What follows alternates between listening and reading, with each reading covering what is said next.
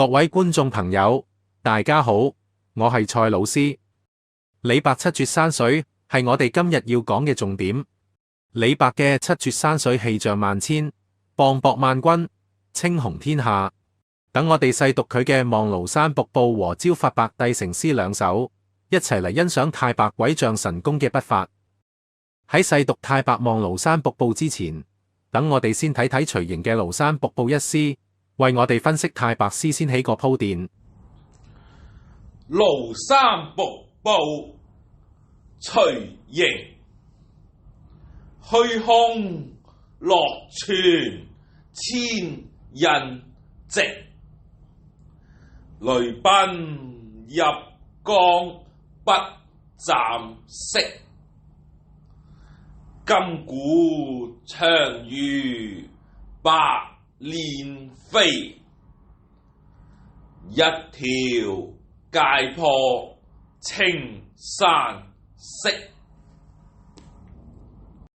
徐盈喺李白仙逝幾十年後出生，活躍於中晚唐之際。寫呢首詩時，李白同名嘅絕句必已橫亙喺心中。的確，文本中李斯影響嘅痕跡亦清晰可見。整首詩可以講係李斯遙看瀑布掛前村一句嘅曠寫。徐盈面對太白廬山瀑布詩嘅態度，與太白面對崔顥黃鶴樓詩嘅態度截然相反，唔係知難而退，而係知難而上，寫咗呢首詩。徐盈有此勇氣，我哋不得不敬佩。但可惜嘅係佢卻為自己贏得咗罵名。蘇東坡稱徐詩為樂詩，可謂責罵言論之中最為極端者。平心而論，徐盈呢首詩寫得亦唔係咁糟糕。首句寫動景，從遠處望，虛空落泉，講瀑布從天而嚟，頗有氣勢。下句寫咆哮如雷嘅流水聲，咁當然係想象啦，因為詩人冇前往瀑布近距離觀賞，而係駐足原地，繼續從幾十里地外眺望。第三句金鼓長如白練飛，顯然套用咗這跳寫水景嘅名句情剛正如練嘅比喻，而第四句則繼續用誇張嘅比喻嚟形容瀑布嘅壯觀。徐盈嘅詩其實寫得幾切實嘅，完全符合我自己親身觀景嘅體驗。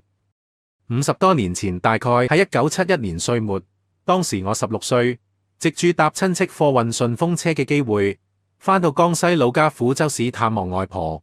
歸途時實現咗一個瞞住屋企人嘅計劃，就係自己一個人坐綠皮火車去江西九江，目標係去一覽神往已久嘅廬山風光。當時天氣寒冷，地上鋪着殘雪，亦冇任何旅遊設施可言，一切景點都需要步行。原來計劃嘅最後一個景點係含鄱口，遠眺鄱陽湖嘅美景之後，意猶未盡。聽講公路旁邊一條石路可以落山，到咗平地後，再行10多里就可以到達著名嘅東林寺，所以立即決定冒險隻身落山探險探勝。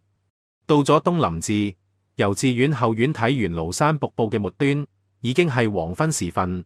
但係我猶興未已，又決定再步行10多里，前往星子縣城，期望次日乘船去蘇軾所描寫嘅石鐘山探勝。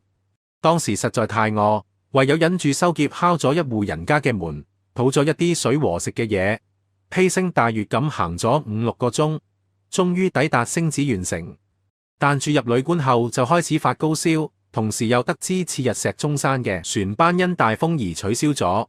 次日起身，疲憊沮喪嘅我推開窗戶，從西南方向一條白色亮眼嘅瀑布納入眼簾，好似一條白色絲帶咁樣從山上垂落下嚟，與徐盈詩所作嘅比喻完全一樣。假若冇李白望廬山瀑布一詩嘅存在，我一定會愛上徐詩。徐詩比之李斯相形見絀，咁樣係有目共睹嘅。但李斯深深咁打動我嘅心，亦與自己廬山探險之行密切相關。李白望廬山瀑布，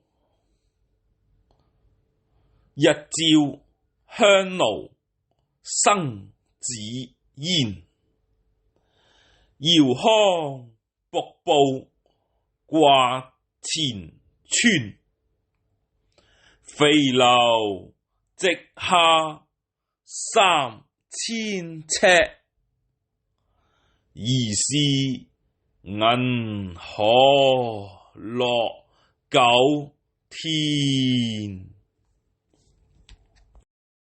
網師玄唐詩瞻評價廬山勝景時講：非身歷其境者不能到。根據自己嘅親身經歷，我認為身歷其境實際包括山外和山內觀景兩部分，缺一不可。蘇軾講不識廬山真面目，只緣身在此山中，固然有道理。而徐盈和李白都走出廬山之外，從遠處眺望，壯寫瀑布之壯觀，無不出於呢個道理。然而，要識廬山真面目，身亦須喺此山中。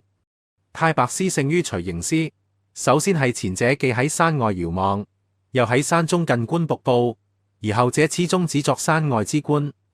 當然，無論係遠眺定係近觀，太白所作嘅描寫都係隨詩無法比擬嘅。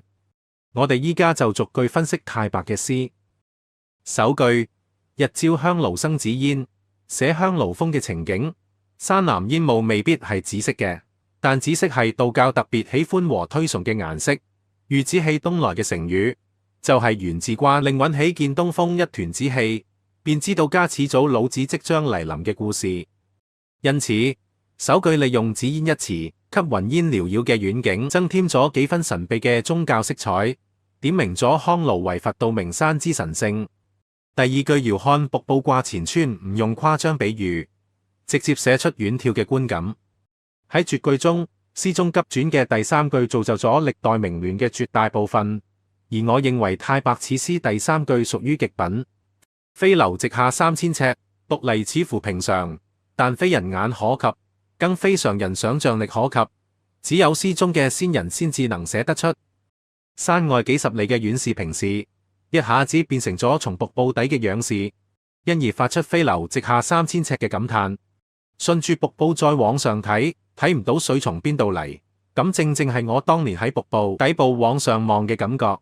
不過詩先講到呢度，想象再現神通，將瀑布嘅源頭一直追溯到銀河九天。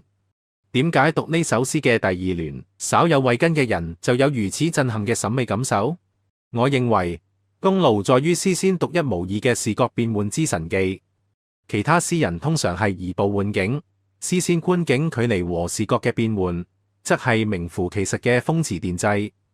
令我哋驚嘆不已嘅係，點解喺現代電影先至可以睇到嘅風馳電掣視覺飛換，詩先1500多年前竟能如此嫻熟咁喺書寫中使用，從而將文字難以捕捉嘅山水氣勢栩栩如生地呈現出嚟。除咗先人嘅想象，仲可以有咩解釋呢？依家等我哋嚟讀《朝發白帝城》一詩，再次領略詩先風馳電掣、穿越時空嘅神技。李白早發白帝城，朝辭白帝彩雲間。